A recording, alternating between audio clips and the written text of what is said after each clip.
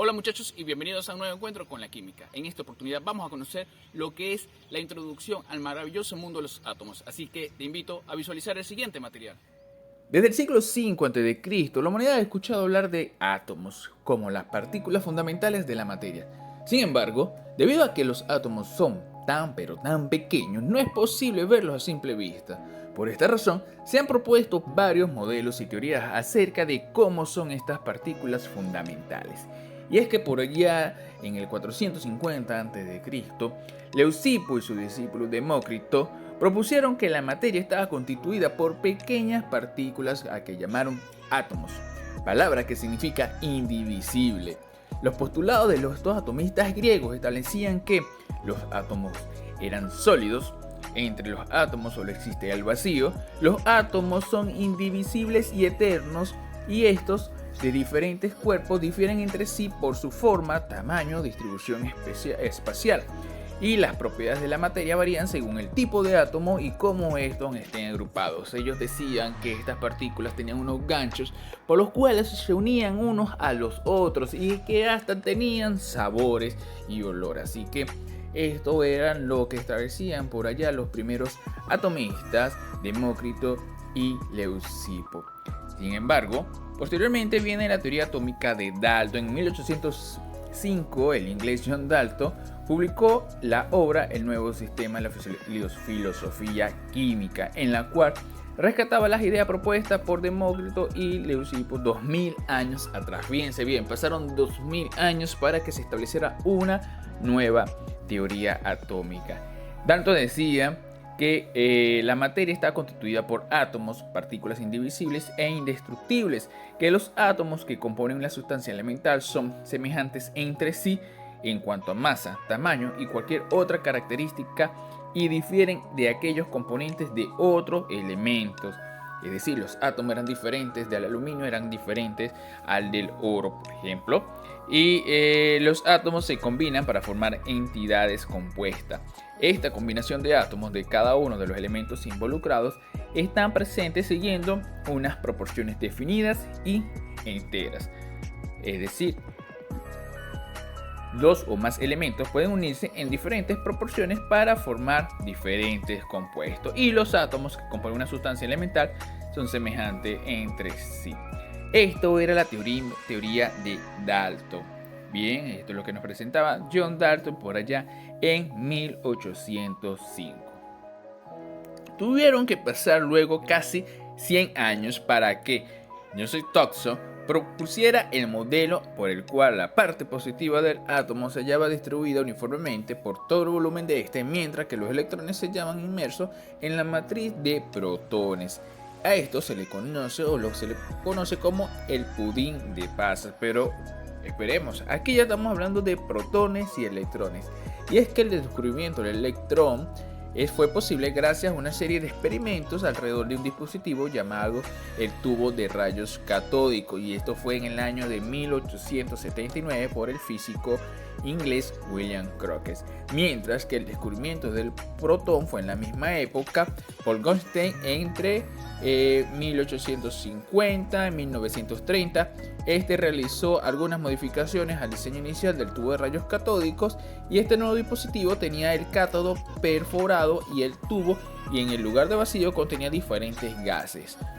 Ellos descubrieron entonces así que estas partículas que existían dentro del átomo lo llamaron electrón y protón, positivos y negativos, y esto pudo ayudar a Joseph Thomson entonces a proponer este nuevo modelo atómico llamado el pudín de pasas.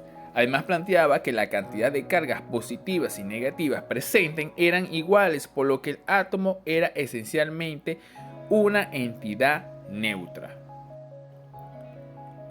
Luego de este modelo de Joseph Thomson, Ernest Rutherford propone, a principios del siglo XX, observó que cuando una luz de partículas alfa emitida por el polonio, uno de los elementos radioactivos, golpeaba contra la lámina de oro, estas partículas enseguida rebotaban o se dispersaban. Es entonces que así, con esta experiencia, en 1911, Rutherford propuso la existencia del núcleo atómico como una zona central densa en la cual se concentraba el 99,95% de la masa atómica.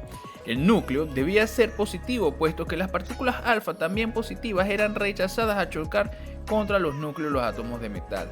Este experimento que realizó Rutherford de la lámina de oro y con la radiación alfa estableció que los electrones debían mantenerse en constante movimiento en torno al núcleo, aunque era a una cierta distancia, con lo cual gran parte del volumen del átomo sería espacio vacío. Al igual que Thomson, Rutherford consideró que la carga negativa de los electrones debía contrarrestar la carga positiva del núcleo para dar lugar a los átomos de este.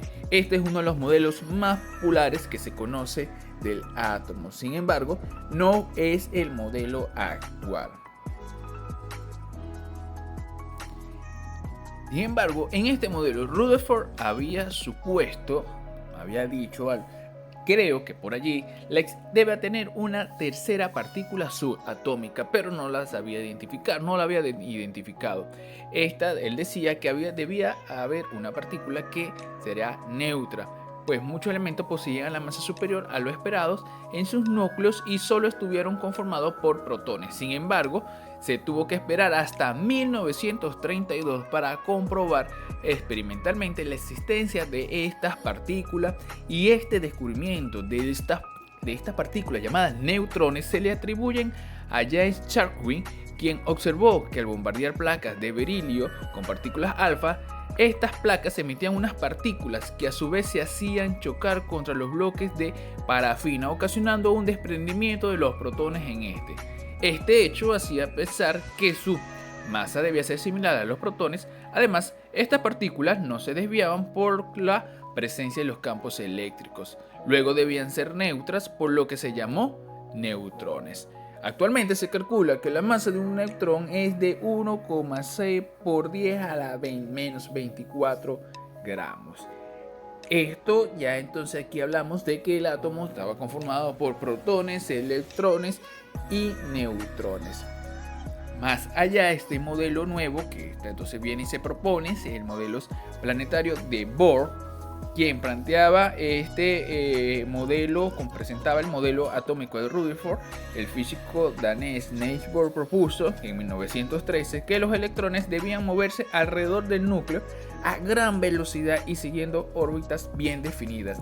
Las implicaciones de este modelo se hallarán más adelante cuando veamos el modelo atómico aceptado en la actualidad. Y es que Niels Bohr, basándose en la teoría cuántica de Planck en el análisis del espectro de la emisión de hidrógeno, propuso un nuevo modelo atómico. En él se mantenía la estructura planetaria propuesta por Rutherford, pero había ciertas observaciones. Por ejemplo, los átomos presentaban un cierto número de órbitas posibles, denominados estados estacionarios, en las que el electrón puede girar sin que ocurra emisión o absorción de energía. Cuando un átomo absorbe o emite energía de una forma de radiación, los electrones a su alrededor son promovidos a una órbita superior o inferior. Si un electrón absorbe energía, pasa a una órbita mayor, mientras allí se aleja del núcleo. Mientras que al emitir esta energía desciende al estado menor y se coloca más cerca del núcleo. Posteriormente se fueron estudiando también otros modelos como el de Sommerfeld, que algunos años después, gracias a los espectroscopios más sensibles, permitieron observar que algunas de las líneas que forman los espectros de emisión estaban en realidad compuestas por varias líneas más finas, lo cual hizo pensar que existían estados energéticos intermedios entre los orbitales propuestos por Bohr.